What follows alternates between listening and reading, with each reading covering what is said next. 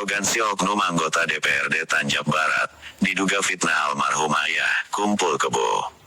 Tanjab Barat RN, masih dalam hitungan hari atau bulan almarhum meninggal dunia, demi harta waris, muncul perkataan tidak pantas terhadap almarhum yang dilontarkan oleh anak kandungnya, Inia Saldi, selaku oknum anggota perwakilan rakyat DPRD Tanjung Jabung Barat, Provinsi Jambi.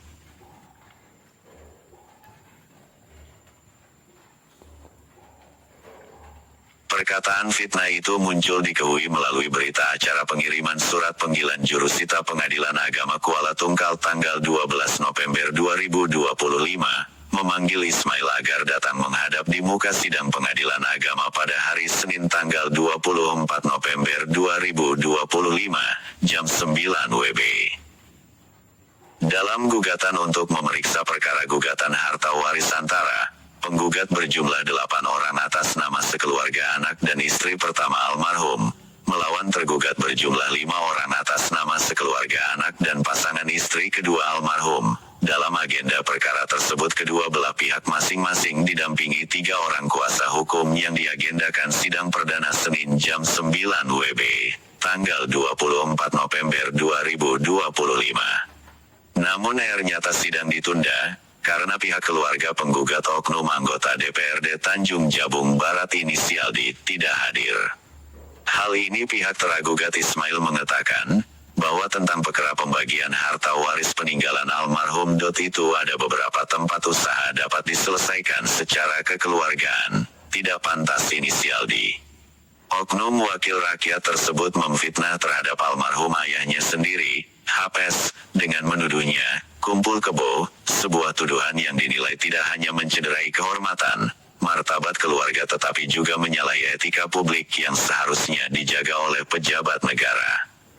Para tokoh masyarakat menilai tindakan tersebut sangat tidak etis, terlebih dilakukan oleh seseorang yang memegang jabatan publik dan terikat oleh kode etik DPRD. Dalam keterangan keluarga, mereka menyampaikan keberatan terhadap pernyataan oknum anggota dewan beserta keluarga tersebut yang diduga menyampaikan tuduhan bernada negatif terhadap almarhum.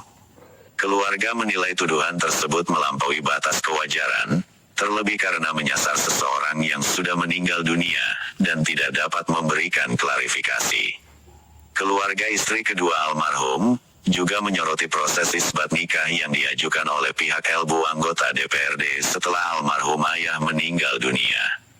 Mereka mempertanyakan alasan isbat diajukan baru setelah meninggalnya almarhum, padahal berdasarkan data dan penjelasan keluarga, almarhum dan ibu yang mengajukan permohonan isbat telah bercerai serta tidak tinggal serumah selama lebih dari 40 tahun. Menurut keluarga, informasi mengenai riwayat hubungan itu tidak tampak secara lengkap dalam proses hukum, sehingga memunculkan keraguan mengenai kelengkapan data yang diajukan ke pengadilan. Kejanggalan berikutnya muncul terkait susunan ahli waris. Keluarga menyebut ada informasi yang tidak disampaikan secara lengkap mengenai ahli waris lain yang selama ini hidup bersama almarhum, mendampingi ketika sakit, dan mengurus seluruh kebutuhan almarhum hingga akhir hayatnya. Pihak keluarga merasa nama-nama tersebut tidak dicantumkan atau tidak dijelaskan secara utuh dalam dokumen awal yang diajukan ke pihak berwenang.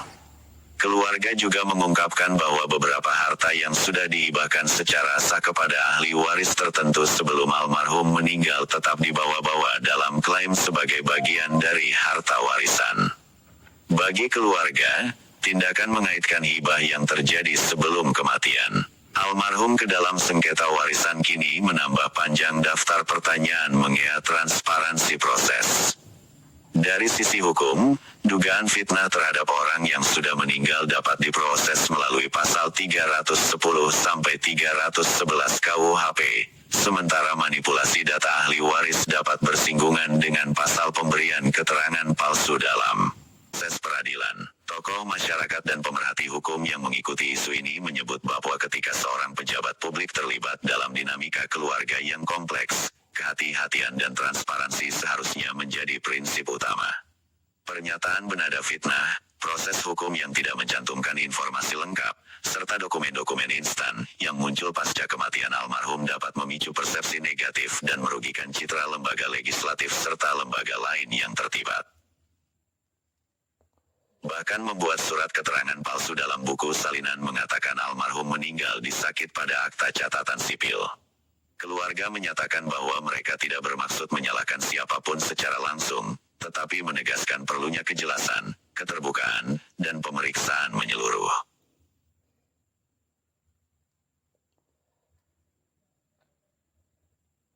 Kasus ini kini menjadi perhatian warga karena dianggap menyangkut integritas pejabat publik dan pentingnya memastikan bahwa proses hukum keluarga tetap berjalan berdasarkan fakta, bukan dipengaruhi oleh opini, tekanan, atau dominasi pihak tertentu, tegas Ismail Romianto, SH, MH, selaku kuasa hukum ketika diwawancara, awak media YouTube Radar Nusata.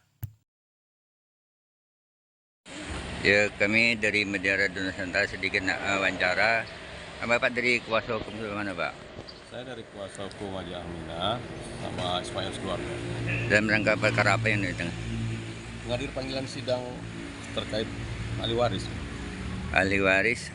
dari Haji Abbas Ismail. Ya, penggugatnya siapa, Pak? Penggugatnya siapa namanya? Haji Mudari. Haji Mudari. Haji Mudara. Mudari. Haji Mudari. Dalam alasan adalah penggugat untuk hak waris gitu. Ya. Untuk hak waris. Jadi hari ini untuk sidang perdana apa gimana, Pak? Hari ini rencana sidang perdana. Perdana. Ini apa alasannya Gimana, Pak? alasan yang ini sampai tidak ada hadir artinya? Hari ini kan harusnya sidang pertama untuk mediasi. Akhirnya dari biasa modal yang ada ya tunda saja lah nanti. Ya. Next berikutnya kita sidang aja. Oh, jadi untuk nunggu untuk panggilan untuk selanjutnya. Nah, oke lah. Bapak atas nama siapa, Pak? Kuasa hukum? Romianto. Romianto. Oke, makasih banyak kuasa hukum. No comment.